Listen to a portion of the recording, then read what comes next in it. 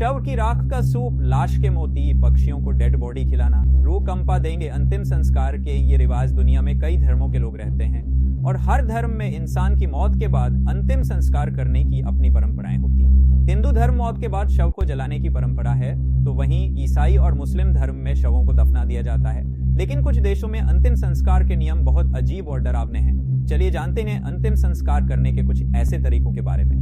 इंसान, जानवर या पक्षी, चाहे कोई भी हो, सबकी मौत निश्चित है, क्योंकि मौत ही जीवन का एकमात्र सच है जिसे कभी भी झुटलाया नहीं जा सकता। अगर हम इस धरती पर आए हैं तो हमें एक ना एक दिन मरना भी है। इंसान की जब मौत होती है तो उसका अंतिम संस्कार भी किया जाता है, लेकिन हर धर्म में अंतिम संस्कार के तौर तरीके अलग अलग होते हैं। कोई शव को दफनाता है तो कोई उसे जलाता है। लेकिन आज हम आपको कुछ ऐसे अंतिम संस्कारों के बारे में बताएंगे जिनके बारे में शायद ही आपको पता हो। शव के टुकड़े कर परिंदों को खिलाना। दोस्तों, तिब्बत में बौद्ध धर्म के लोगों का अंतिम संस्कार करने का तरीका बेहद अनोखा है। दरअसल जब भी यहाँ किसी की मौत होती है तो उसका आकाश अंतिम संस्कार किया जाता है। इसमें मृतक के परिजन या उसकी जान पहचान के लोग शव को लेकर सबसे पहले पहाड़ की एक चोटी में जाते हैं, जहां अंतिम संस्कार के लिए जगह बनी होती है। वहां पर अंतिम संस्कार करने के लिए कुछ लामा या बौद्ध भिक्षु मौजूद होते हैं। सबसे पहले वे शव की विधि विधान से पूजा करते हैं। फिर वहां मौजूद कर्मचारी, जिसे रोग्यापस कहते हैं, वो उसके छोटे छोटे टुकड़े करता है। बाद में दूसरा कर्मचारी उन टुकड़ों को जौ के आटे के घोल में डुबोता है। फिर उन टुकड़ों को आसपास फेंक दिया जाता है ताकि गिद्ध और चील आकर उन टुकड़ों को खा जाएं। बाद में शव की हड्डियों को फिर से एकत्रित कर उसका चूरा बनाकर दोबारा जौ के आटे के घोल में डुबोकर चील या काऊ को डाल दिया जाता है। ये परंपरा हजारों सालों से चलती आ रही है। ये परंपरा के कुछ प्रमुख कारण हैं। एक तो ये कि तिब्बत काफी ऊंचाई पर है, यहाँ पेड़ नहीं पाए जाते, इसलिए शव को जलाने के लिए लकड़ियों का अभाव होता है। दूसरा कारण है कि वहाँ जमीन काफी पथरीली है। शव दफनाने के लिए जमीन को ज्यादा गहरा नहीं खोदा जा सकता। और सबसे अहम कारण है बौद्ध धर्म के लोगों की मान्यता। दरअसल उनका मानना है कि मौत के बाद इंसान का शरीर एक खाली बर्तन के समान है, इसलिए उसे सहेज कर रखने की जरूरत नहीं। उनका यह भी मानना है कि दफनाने के बाद भी लाश को कीड़े मकोड़े ही खाते हैं।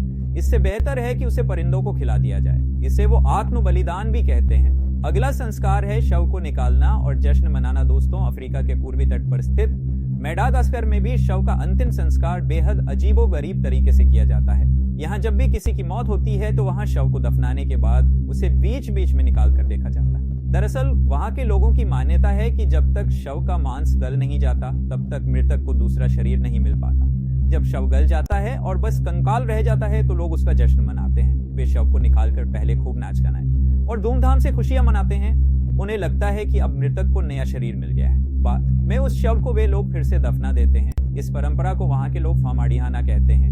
दोस्तों, अगला रिवाज आपको और भी चौंका देगा, जिसमें शव की राख को मोती में रखना। दोस्तों, दक्षिण कोरिया में भी अंतिम संस्कार की कुछ ऐसी परंपरा है जो सबसे हटकर है। दरअसल यहाँ की जब किसी की मौत हो जाती है तो मृतक के परिजन शव को जलाने के बाद उसके अवशेषों को अलग अलग रंगों के मोतियों जैसे फिरोजी, गुलाबी या काले रंग में संरक्षित कर देते हैं।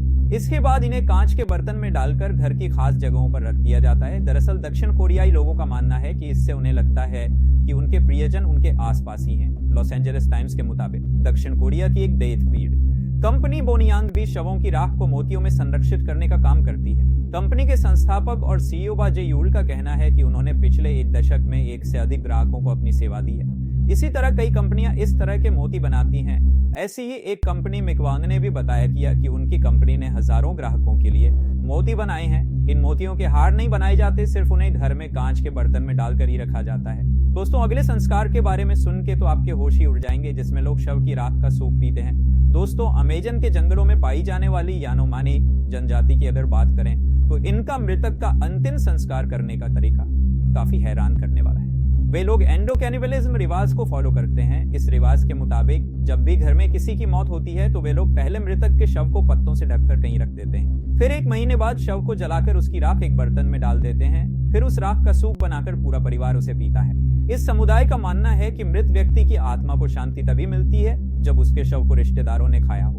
दोस्तों, इसी कड़ी में एक संस्कार ऐसा भी है जिसमें मौत के बाद भी साथ रखते हैं परिजनों का शरीर। दरअसल इंडोनेशिया का एक समाज अपनों से इतना प्यार करता है कि उनकी मौत के बाद भी उन्हें खुद से अलग नहीं कर पाता। दक्षिण सुलावेसी के पहाड़ों पर रहने वाले तोरजा समाज के लोग अपने परिवार के किसी सदस्य की मौत के बाद शव को नहीं दफनाते बल्कि उसे अपने साथ ही रखते हैं। तोरजा समाज के लोग मृत्यु के बाद भी शव को परिवार का ही हिस्सा मानते हैं। शव को घर में वैसे ही रखा जाता है जैसे वो व्यक्ति मृत्यु से पहले था। ये लोग मृतक को बीमार व्यक्ति की तरह मानते हैं, जिसे मकुला कहते हैं। वो रोजाना उनकी देखभाल करते हैं। उनका शरीर सुरक्षित रहे इसके लिए फॉर्मल्डिहाइड और पानी का मिश्रण नियमित रूप से उनके शरीर पर लगाते हैं। अपने घर में शव के साथ रहना इनके लिए जरा भी अजीब नहीं है, क्योंकि ये इनकी संस्कृति है। डेली मेल के मुताबिक इस समाज की मान्यता है कि इंसान के अंतिम संस्कार में पूरा कुनबा साथ रहना चाहिए। इसलिए जब तक परिवार के सभी लोग इकट्ठा नहीं होते, शव का अंतिम संस्कार नहीं किया जाता। अंतिम संस्कार में पूरा कुनबा शामिल होता है। इसमें भव्य भोज का आयोजन किया जाता है। इस अवसर पर भैंसे की बलि देते हैं। मान्यता के अनुसार जो व्यक्ति मर जाता है उसके साथ भैंसे का होना जरूरी है, क्योंकि मरने के बाद भैंसा ही दूसरी दुनिया तक जाने का माध्यम होता है। इन शव को दफनाते नहीं, बल्कि पहाड़ियों पर बनी प्राकृतिक गुफाओं में उन्हें एक ताबूत में रख दिया जाता है। इन गुफाओं में जरूरत की सभी चीजें ताबूत के साथ रखी जाती हैं। इस समाज का मानना है कि आत्माएं उनका इस्तेमाल करती हैं। अंतिम संस्कार करने के बाद भी तोरजा समाज अपने अपनों को नहीं भूलता।